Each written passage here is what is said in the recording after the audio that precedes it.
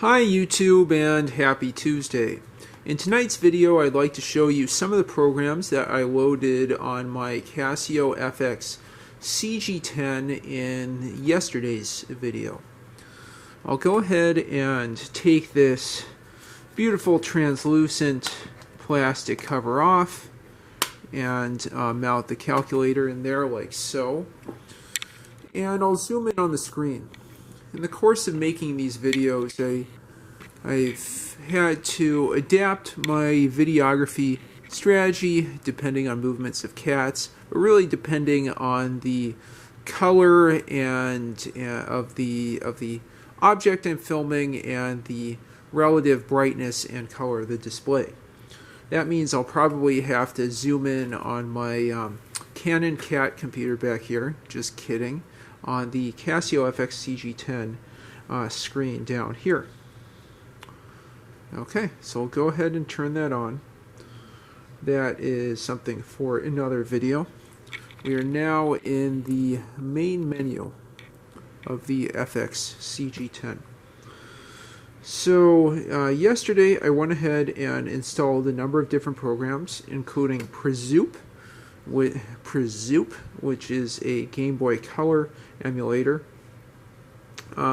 C.Basic for the CG series, NES, the NES simulator, and then Tetris, which is Casio Prizm Tetris. I don't have any games yet for the NES emulator or the Game Boy Color emulator, so I won't do much of a review of that. I think I'll really focus on Tetris. Okay, let's go ahead and just take a look at Prizm. Yeah, so you can see I can just load in Game Boy ROMs there as .gb files. There's a number of different settings that I can turn on and off. It is in color and it has sound, which is pretty cool. Okay, so I can get FAQ for a particular ROM. Oops. Let's go back to Prizm. Exit. Yeah, I'm not sure how stable that is. Yeah. Okay, shift quit. Just take a look there. FAQ. Oh, there we go. Okay, so yeah, so I just had to escape that from Q. There we go. Okay, so let's go ahead back to the menu here. Take a quick look at any SISM to make it sound like Casio Prizm.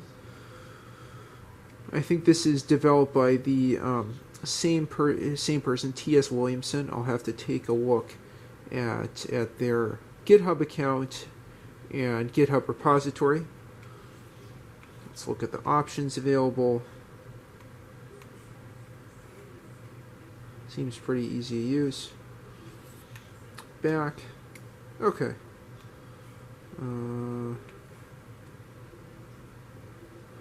I heard that you don't want to overclock the Prizm CG10 as that can cause permanent damage.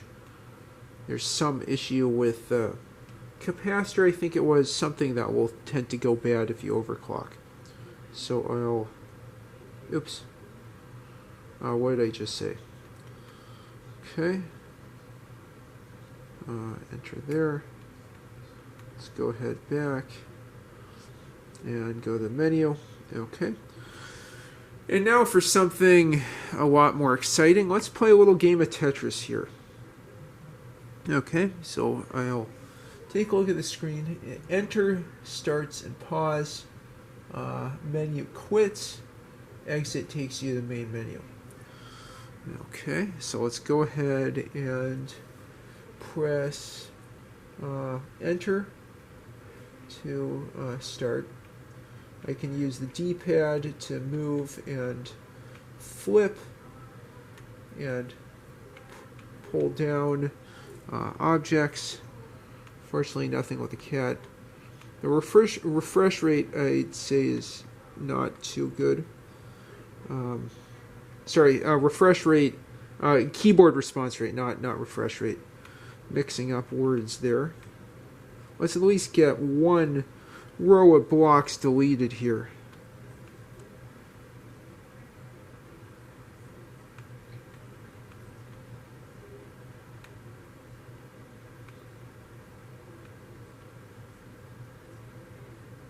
Okay. We'll try another thing here. Okay. Let's just get, maybe a couple more pieces. I'll try and aim for a couple rows of blocks. Yeah, so it's decent, but you can see that the keyboard response rate is not the best.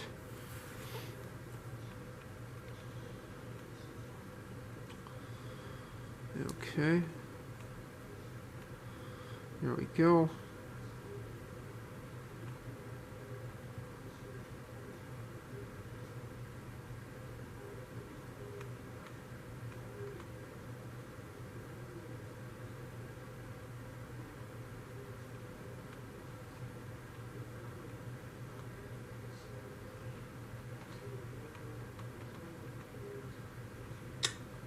Okay, let's go ahead and exit that.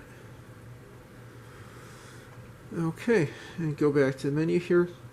The last thing I'll show you, and I'll go into more depth in a future video, is C.Basic. This is that same enhanced version of Casio Basic that I talked about a little bit on the fx-CG10 It is much, much faster than regular Casio Basic, and I will demonstrate that in a future video.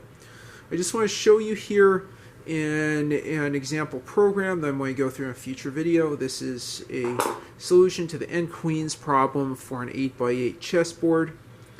You can see that different commands and numbers are highlighted in blue and red, which is really nice. It not only has more functions and is more optimized than Casio Basic, but it also provides a nice IDE here. I'll run that in the future. I will say one bug with this version of Casio or of C.Basic is that I can't create a new file. I have to create it within Casio Basic and then edit it in C.Basic. Otherwise, the screen just all of a sudden distorts. It must be some issue with the memory of C.Basic overrunning video memory, which would not be desired. But as I'll show you in a future video, this is much, much faster than Casio Basic. I really have to get into the depths of it to understand its IDE and specific functions. You can even have inline SH3, SH4 assembly, which is super, super cool. Okay, so I'll go ahead and quit that and see if, and I think that's pretty much everything I wanted to show you. Just a sample of some add-ins for the Casio fx-CG10. In future videos, I want to show you a benchmark of Casio Basic versus C.Basic on this Prizm CG10, as well as a Casio fx-9860G2. After that, I'm planning to have a bit more Casio Pocket Viewer content, and maybe go back to calculators, and definitely the Cardiac Paper Computer and the Kenback. They are definitely not forgotten and will be featured on the channel in the not too distant future. Anyhow, with that, with my cat relaxed and distracted, I'm going to go ahead and turn this off and conclude the video with that. I hope this was an enjoyable video. I hope this was informative and thought-provoking. If you have any thoughts, suggestions, or questions, leave them in the comments down below. And if you like what you see, please like and subscribe as always. Thanks for watching, and have a great one. Bye-bye.